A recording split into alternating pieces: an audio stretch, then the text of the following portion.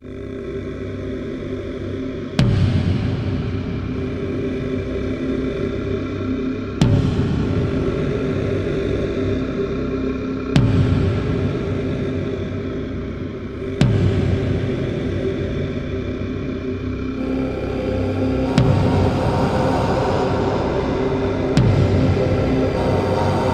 believe I made this intro. Daimon Agatus Daimon. That is ancient Hellenic for here's luck. A greeting I read about in some magazine for the Church of Satan. The voice I'm doing here, the abrupt staccato one, is probably inspired by Diamanda Galas. We listened a lot to one of the 1986 albums that she did in these times. The whole intro was probably the way I felt at the time. I had to make something. Here we go. Go, go, go!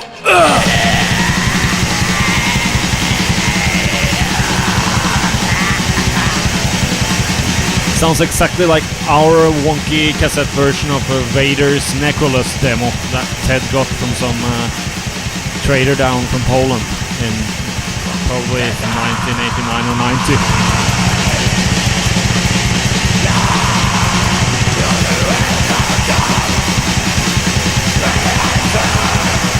I don't think Vader did the bass drum rolling that I used to do way back here.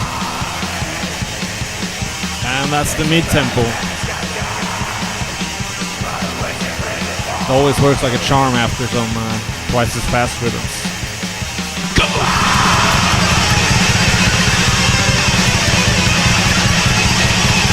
We never rehearsed with vocals, and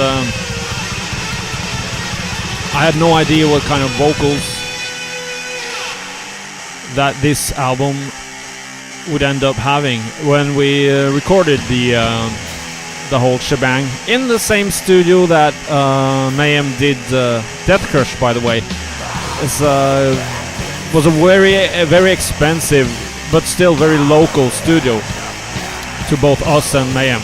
It is like 5 minutes away from where I grew up on the bicycle, so I was just there the other day, just playing football, not being in the studio, of course. I don't know what they use the studio for now. Anyway, I didn't know what the vocals were supposed to sound like, and when we recorded the album, I guess I just well, my parts were done. I did the intro, I did the drums, and then I just drank myself into oblivion, and Ted wanted to be alone with the vocals, and then I woke up probably in some side room of the studio on the couch, and the vocals were done, and I was like, okay, good one, Ted. Celtic Frost riffs right here. A lot of Celtic Frost in this song. Snow Battery until like the last riff or something.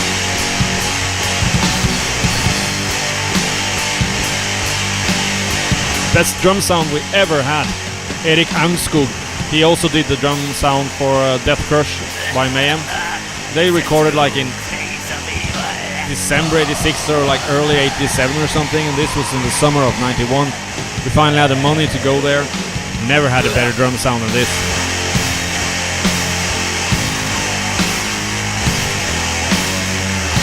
Guitars were played like through a tiny amplifier, but with a effect board that was the size of Texas.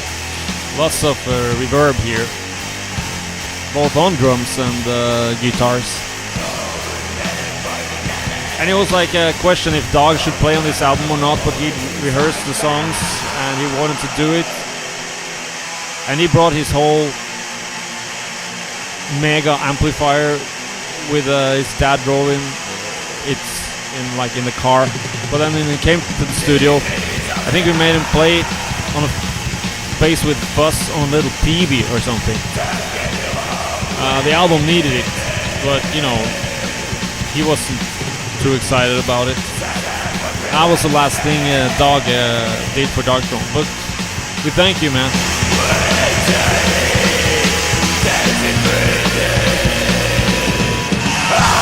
That was just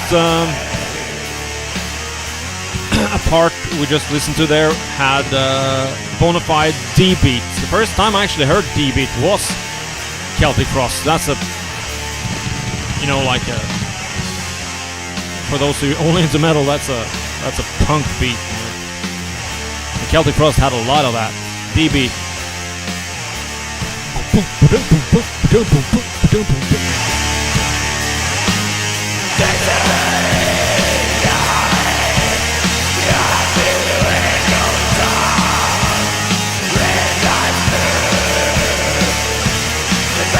Oh yeah, that was definitely a Bathory riff. Or is it? I don't fucking know where this riff came from. I wrote the entire fucking song, but don't know where the inspiration for this riff came. Probably Bathory, I don't know. And Celtic Frost again. Ooh!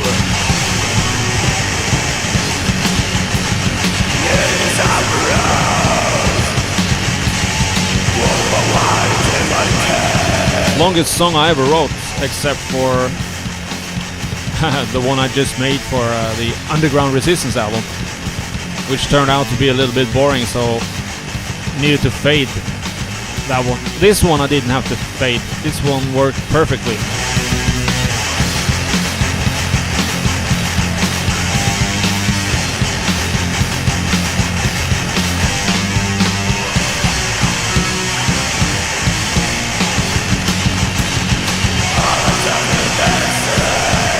Clever written with these mark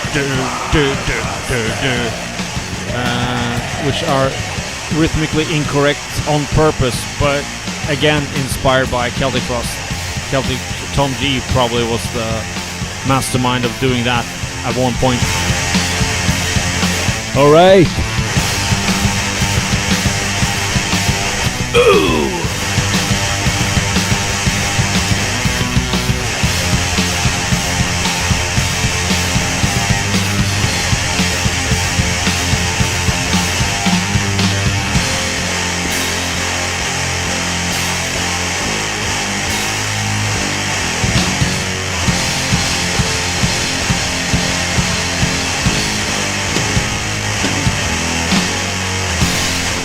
What a snare drum sound, fantastic.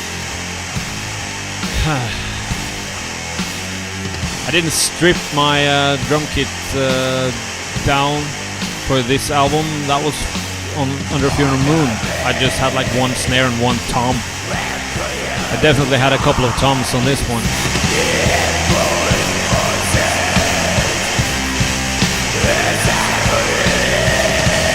I guess we recorded the album in like 4 days and then did a couple of days some mixing, something. That was all we could afford. Probably cost like 25,000 kroner, 2,500 English sterling pounds. We didn't have that kind of money for Soulside Journey. We only had like £1,000 budget for that, so we had to go to the Sunlight Studios, where I wasn't even allowed to bring my own bass drums. Hence the D-drum, soulless drum sound on that one. But this is the real McCoy, and this is the might of Bathory you can hear right now.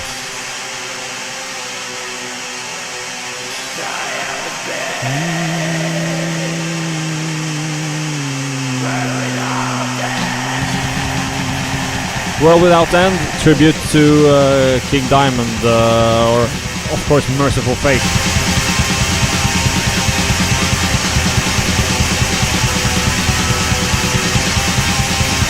But I guess you all knew that.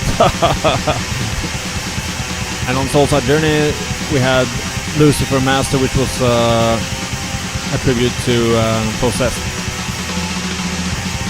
Always the 80s for us, man.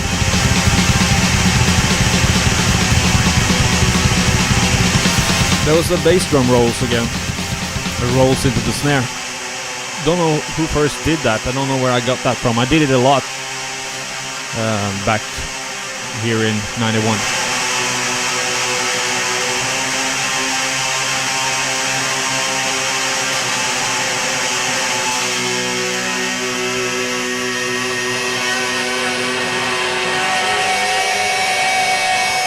Alright, Kathaarian Live Code, that was it.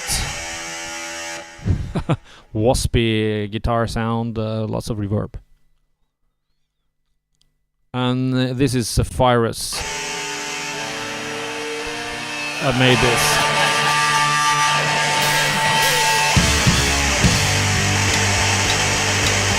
And the cowbell. To make the cowbell sound extra special, like Celtic Frost, like really dry and without like cronk cronk cronk like Motley Crue would have done, I stuffed lots of toilet paper inside the cowbell and just like put tape over it, so it'd be a really dry cowbell. I wish I still had that cowbell now. I'd fucking use it.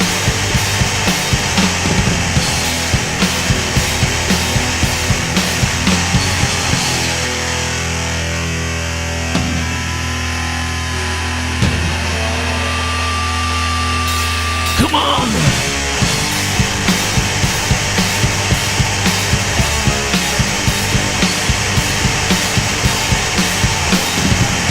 Instead of playing do do do do do do do, Fenriz will go do do do do. Just harve on the strings.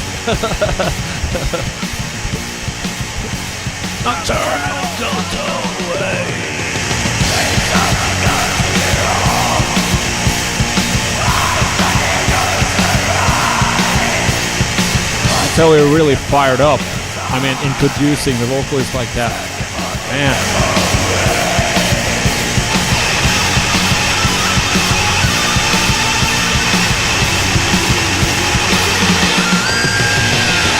That was Ted's solo. I think I'm doing the next solo actually.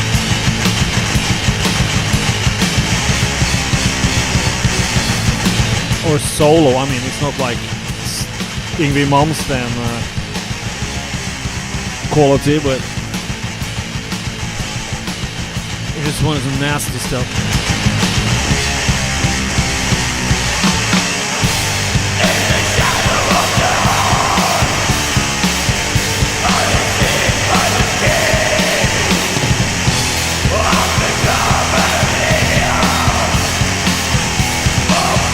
Fancy drums.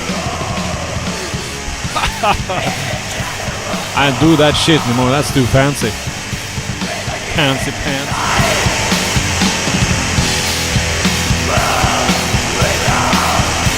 And there's more Celtic Frost. I was Celtic Frost, the refrain and the verse here is Celtic Frost. You can hear it in the rhythms, really Celtic Frost.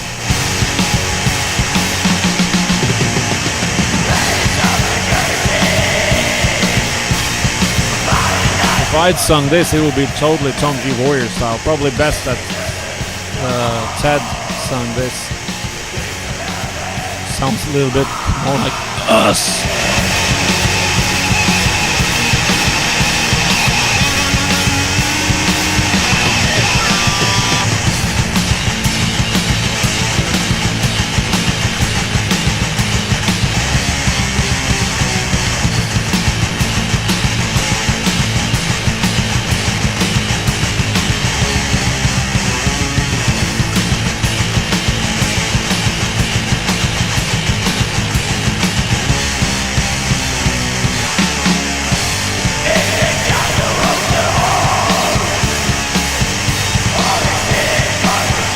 This song changes rather extremely, I'd say, after this refrain right here. It's a clear, defined first and second part of the song. And I think I wrote the second part of the song. But we come to that now. Here comes the first time we do like a Motorhead style thing.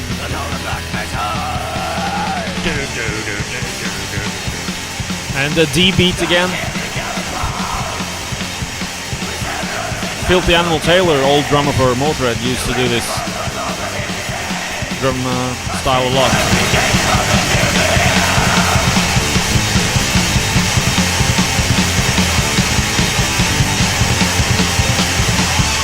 here comes like a part we did for the Goat Lord album, but we integrated or implemented this part into this song.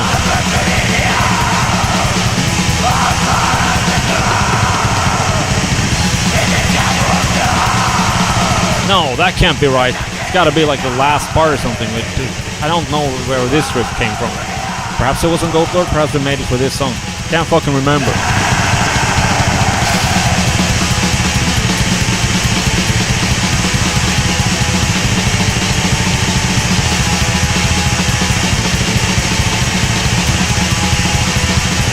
Oh. I was... I could hear on the drumming there, I was happy to return to this riff. Got a little bit tired playing the fast stuff. I was never really comfortable playing on that fast stuff. I like this beat. I still play this beat now, these days, a lot. My favorite beat.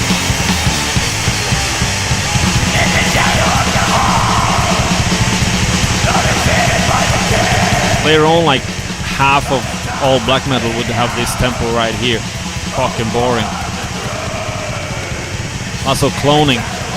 But again, that tells us that there was really something about this groove, if you can call it, that we're in right now.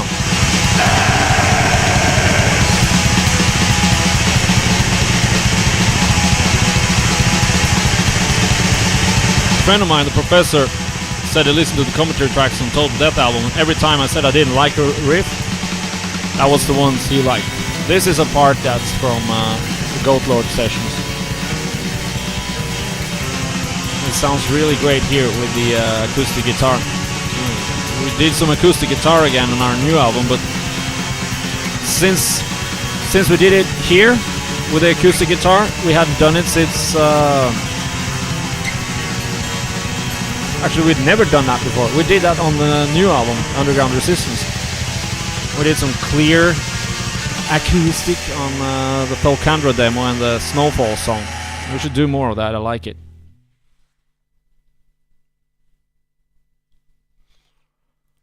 Yeah, those two tracks we just listened to were black metal tracks. We made 3 of those for this album, and what you're listening to now is probably like, it was 3 of the songs we already had riffs from the Goat Lord sessions, and we just, I guess, played it in a more black metal style right here. People thought that all of these songs were black metal and started playing like this death metal style of black metal, and we're the ones to blame for that. I'm fucking sorry. I think if people listen more to like Sarcophago, the first Samuel album, NME for crying out loud, and black metal would have been better in the 90s, except instead people started copying this stuff a lot, and you know, the fast stuff. It's our fault. We dressed it up as black metal. People swallowed it and got influenced by it. Like this part right here is fucking death metal, man. Something like Dr. Shrinker could have made. I'm trying to destroy the riff with the double bass drums here. Actually, I was angry at the riff. I didn't like it. It wasn't Vust. It wasn't black metal. But it just, we had so little time. We had already booked the studio time for doing the Goat Lord album, and we just thought, fuck it, let's go follow our hearts and play total black metal. And then we didn't even have time, man. That's why we had to include this stuff.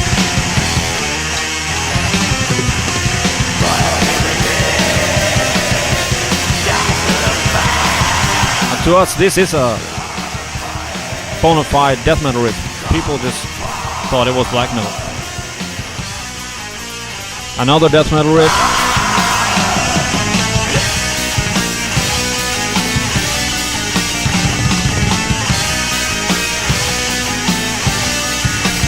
awful. Doesn't work at all.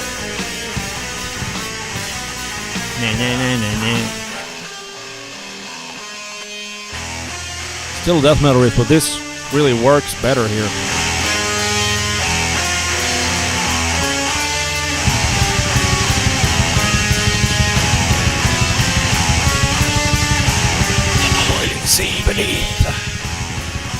Are those little add-ons or cameos? I did all of those.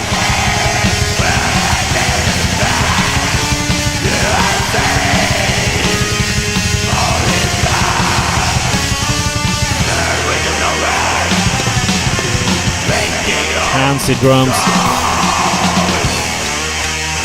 Who am I, like Neil Peart or something here?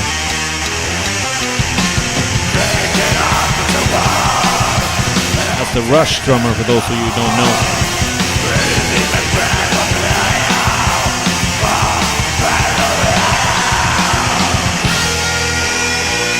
I love the solo sound he's got going here.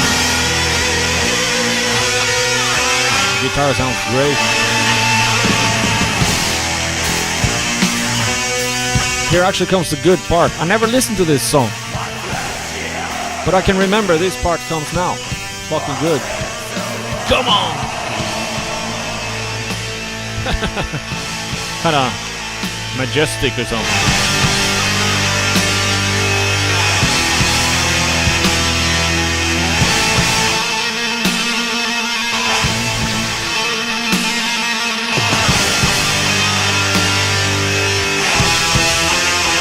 Good songwriting with the silenced bars there.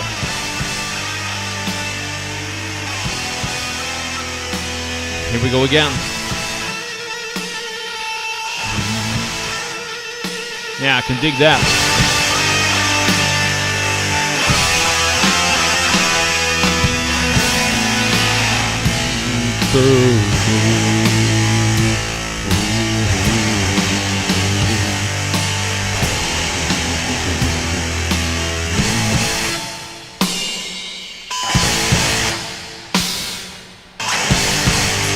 This song would be good if it was just this riff and that Dr. Shrinker riff I told you about earlier.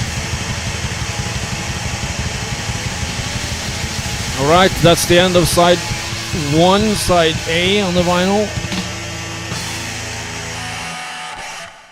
And then we start side B with the third, like pure black metal track, Where Cold Winds Blow. Where warm winds blow today, actually.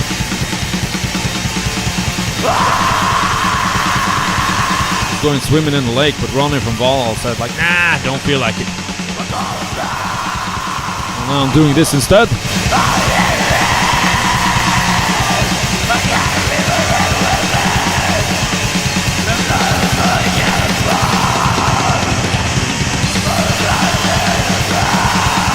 Yeah, and this is probably the most 90s. I mean, the influences from here came from Battery from the 80s, and what Mayhem was doing in 89, 90. We had like the cassette version of Live in Leipzig we listened to. You can hear this influenced us, but we didn't figure Mayhem had anything to do with 90s or anything like that. I mean, this was 91, and everything we listened to were from the 80s, or like from 1990, which would be like Monsters Hammer or Sawmile. Nothing else released in 90. But Live in Leipzig by Mayhem was recorded then. You can hear we were influenced by it. Definitely Mayhem influence here.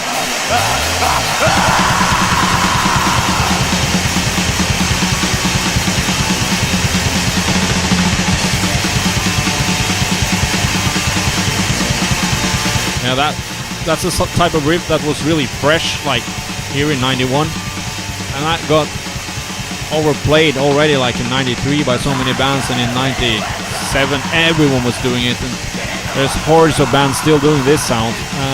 If they do the Celtic Cross sound, I'd be more pleased with that, because this got overplayed so fast. And I think I did the I still tried to do some riff like this on the Panzerfaust album, but it was so over for me, man. I ain't feeling it.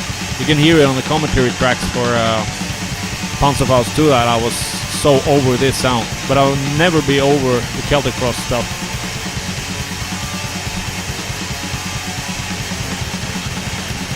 So, of course, I worshipped Mayhem and the Bathory, stuff like this, but didn't work for me to do it myself. It was the Celtic Frost stuff that always worked. Also, from the get-go, I was inspired by Celtic Frost and Cryptic Slaughter. My first band were inspired by those, and also like the first Slayer album, and lots of other shit.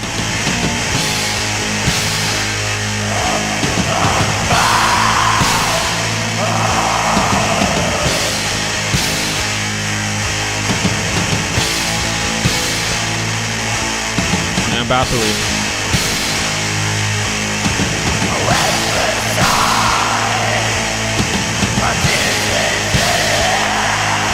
Yeah, even though we tried to make like this is like third black metal installation for this album, which should have just been an EP with Where Cold Winds Blow, In the Shadow of the Horns, and Kathaarian Life Code. The songs I always end up playing from this album when I want to listen, it's Kathaarian Life Code and In the Shadow of the Horns. Definitely two of our best tracks ever. The rest of the album here, I don't give a rat's ass about. Well, I give a rat's ass, but you know, I don't really listen. Not anymore.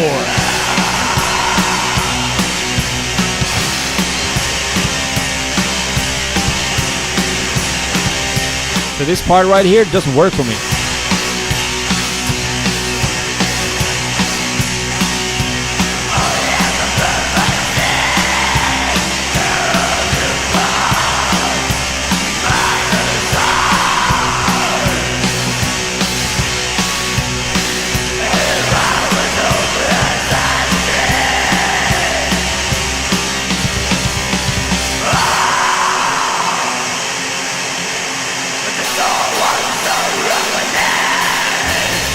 I don't know if it was allowed to drink in the studio. I think it was just a little hill outside the studio. I mean, the studio is in the basement of like not a mall, but you know, complex where you could, there's different shops and shit. You could go buy beer. I'd buy plenty of beers. They'd get out to smoke some. And also drink. It was pretty much a wasted session, but when we recorded stuff, we weren't that wasted. I guess we weren't wasted at all. I can listen to my drumming here, and I definitely did this like as sober as could be. It was a Protestant way of doing it. First do a decent job, then get wasted. Or hedonistic, as someone else would say.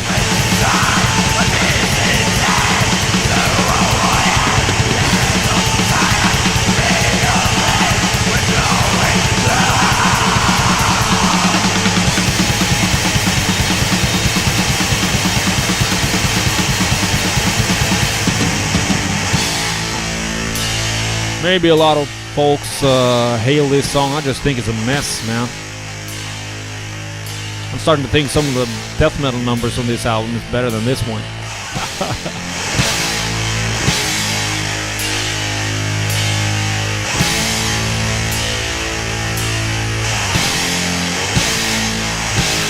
The sound is genius. The amp that was used for these guitars, it was so small it could fit in the glove compartment of a car. And that huge effect board, man, did wonders. Surprised no one else or people don't use that.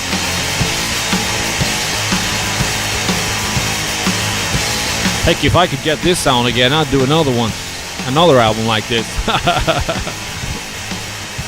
Just do the Kathaarian Life Code style.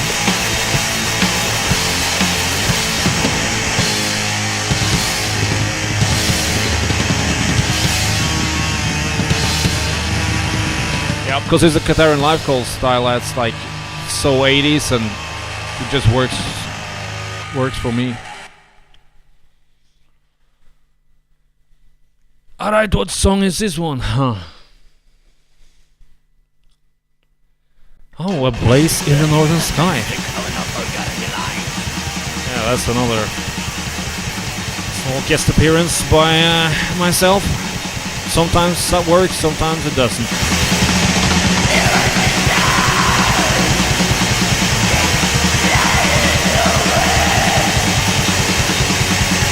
Isn't this like directly one of the songs from Goat Lord? I can hear we rehearse this a lot of times. Because this is, we're fired up and eager to play it. This is well rehearsed. But we're blacking it up definitely here.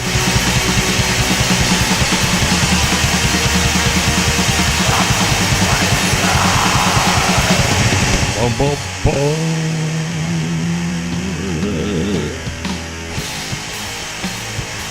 More Bathory.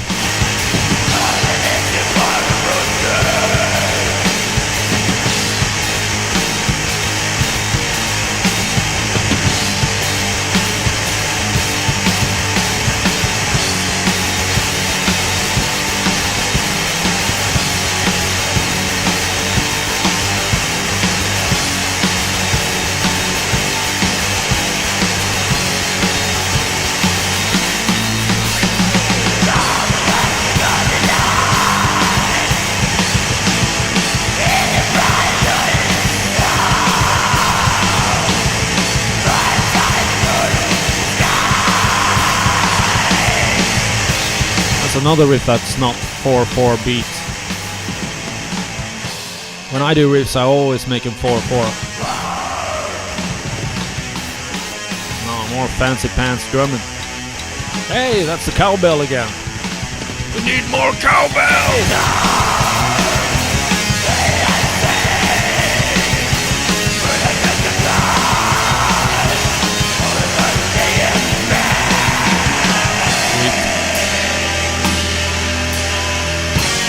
Yeah, this part works. This is good.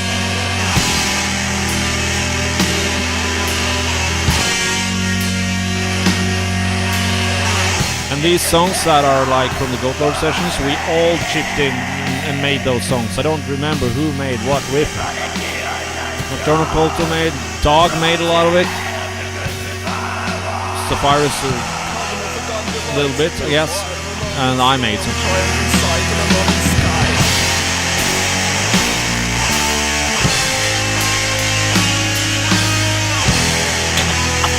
More Fenriz vocals. God damn it.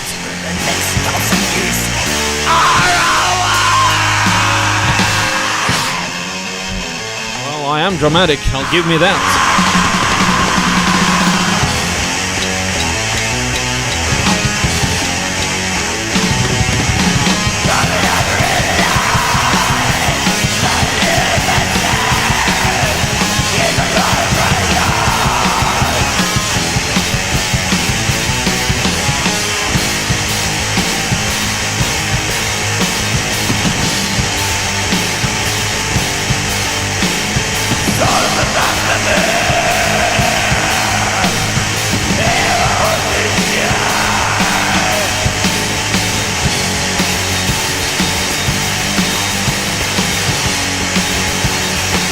Yeah, if this is not a battle between black metal or death metal, I'd say this song works better than Where Cold Winds Blow.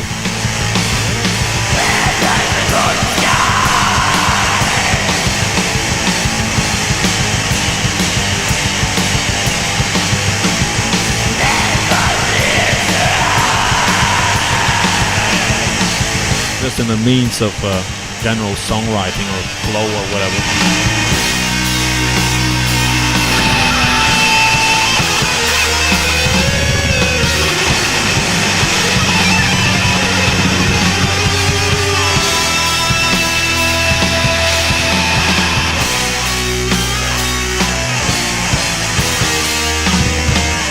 Progressive metal.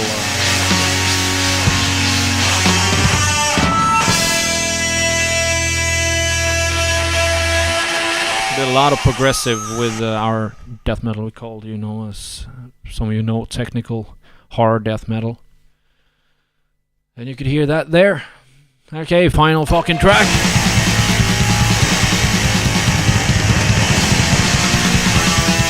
See, this riff is supposed to be like a doom metal beat, but I played it like this because I thought that was more black metal. I should have just played it like with a doom metal beat. Would have worked way better. A lot of people won't agree because they're used to this, but I know what works. I can have whatever opinion I want with my own fucking music.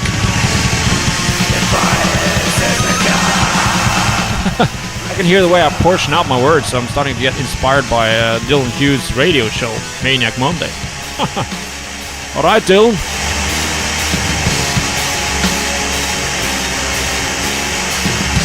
The wind of the 666 Black Hearts has been achieved. Okay, drama queen.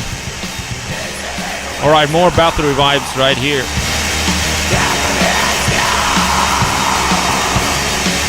Well, a lot of people liked this album when it came out because, looking at the cover, no one did album covers like that in 91. Everything was like painted or airbrushed. What do you know? I don't know. And we just had like one member of the band, black and white photo with corpse paint on the cover.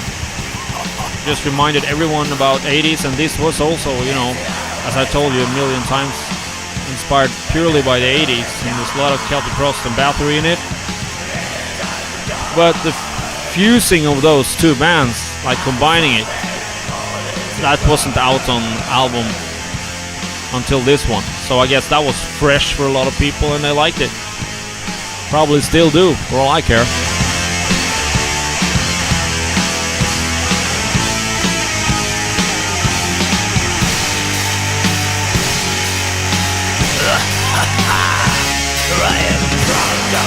And when I started doing a lot of interviews again in 98, a lot of people would ask me from time to time, what's your favorite song, man? But again, as you can hear me doing comments on these tracks, there are some parts that I say really works, other parts don't work.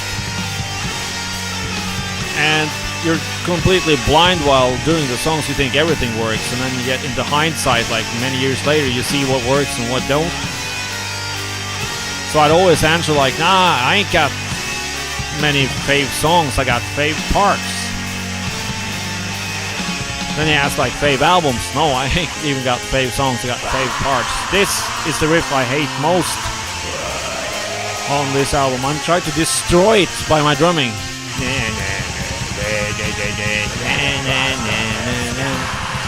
Again with the double bass drums, trying to crush the riff, but it's not even a good death metal riff. I think it's you, Nielsen, that made it. Didn't really work for us. But you made many other great riffs, man.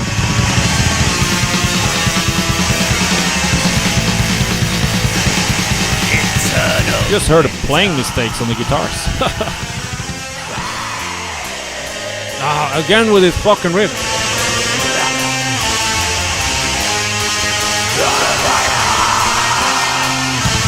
Someone poured this riff on my cereal, I just had to throw it in the waste bin there.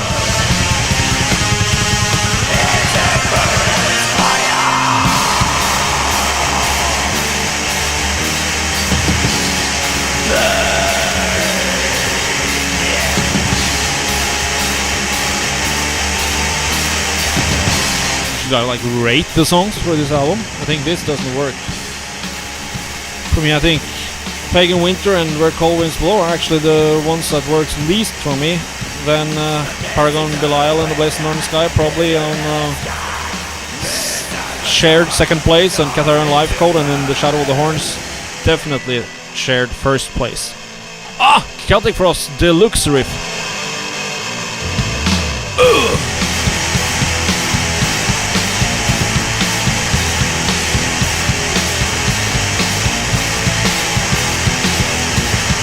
Maybe this song was like directed from the Goat Lord sessions, I don't know, but even in the Goat Lord sessions we included Celtic Frost, and there's like one riff on Soulside Journey that was inspired by Celtic Frost. There's almost no Darkthrone albums without Celtic Frost riffs or influences. I mean, when I say Celtic Frost riff, we don't fucking steal them. It's just the vibe, man. It's inspired by that. Thank you, that's a wrap.